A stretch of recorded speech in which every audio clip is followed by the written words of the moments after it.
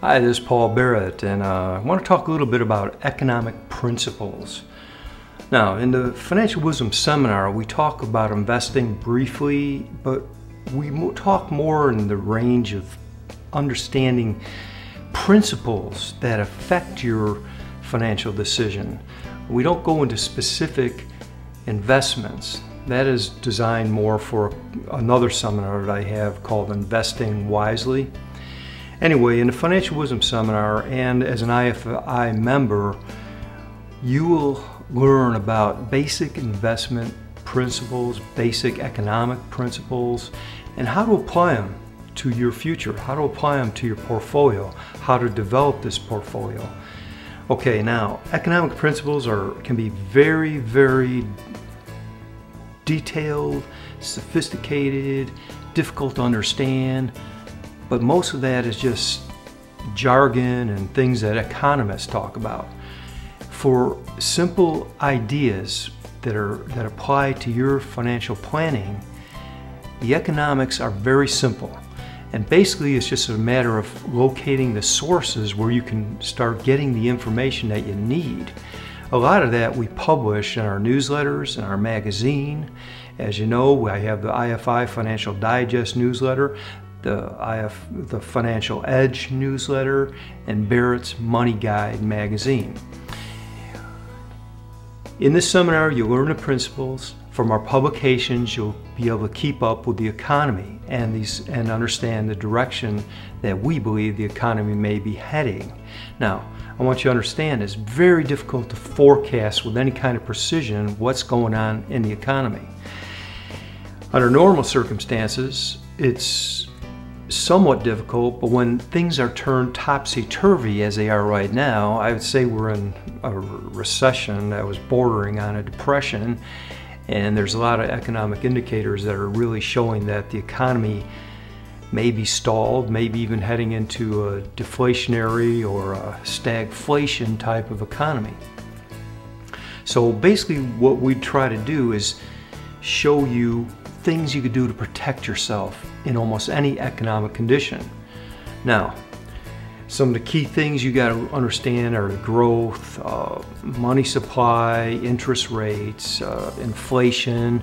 You got to put these together into some kind of cohesive understanding that'll help you guide you towards your goals and objectives.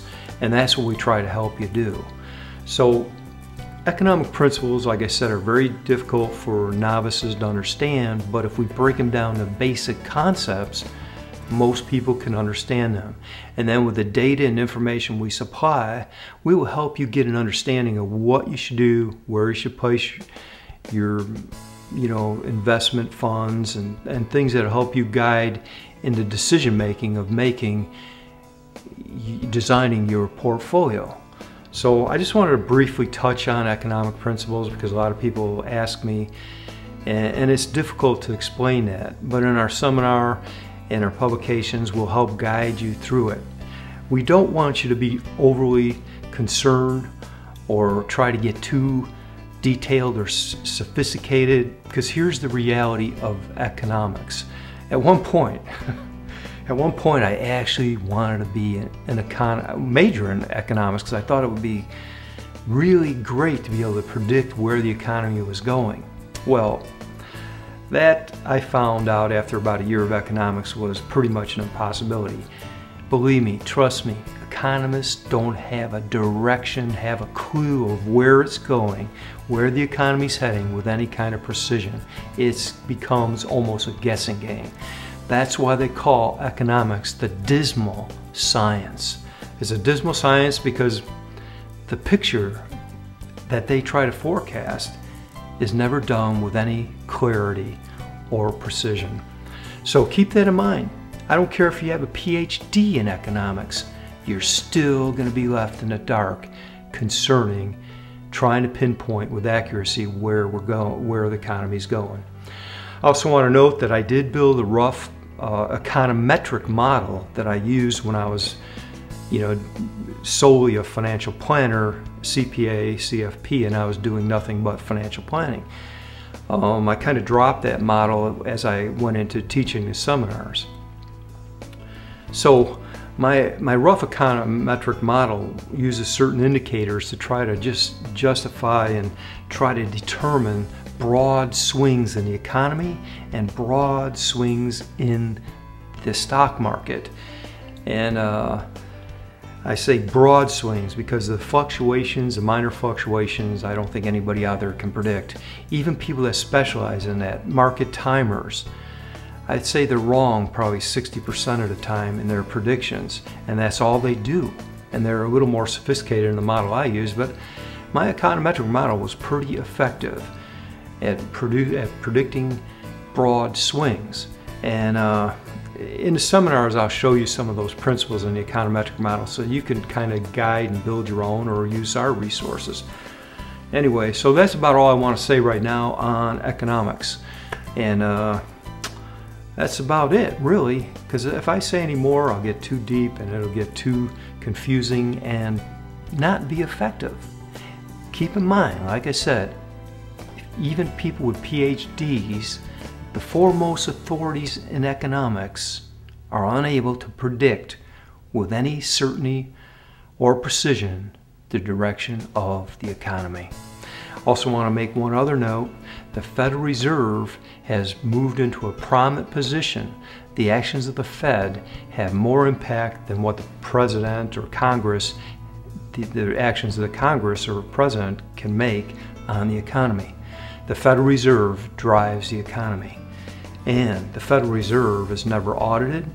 It's owned by private corporation, rich international bankers. And they know what they're going to do before anyone else does it. So they have inside information. So they may have a better handle of predicting where the economy's going, but they're not going to share that with you or me. So just keep it in mind that trying to predict where the economy's going is pretty difficult to impossible. So all you do is take a stance of trying to get a general idea of where it's heading and design your portfolio to be effective and perform as best as possible under any economic conditions. And that's what we do with Financial Wisdom. You know, if you've taken a Financial Wisdom course or read my book, that your success is not determined by the economy. Your success will not be determined on the condition of the economy, because you can make money, you can prosper, you can make investment results in any kind of economy.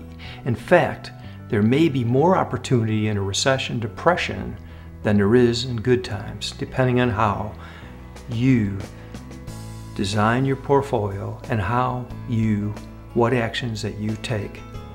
Remember, in an economic downturn, prices are depressed. Look at real estate.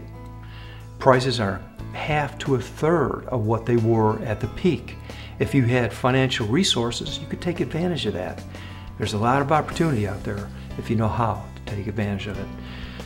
That's what I want to show you in my Financial Wisdom seminars. God bless you. Hope to meet you, hope to see you. Join, become an IFI member, and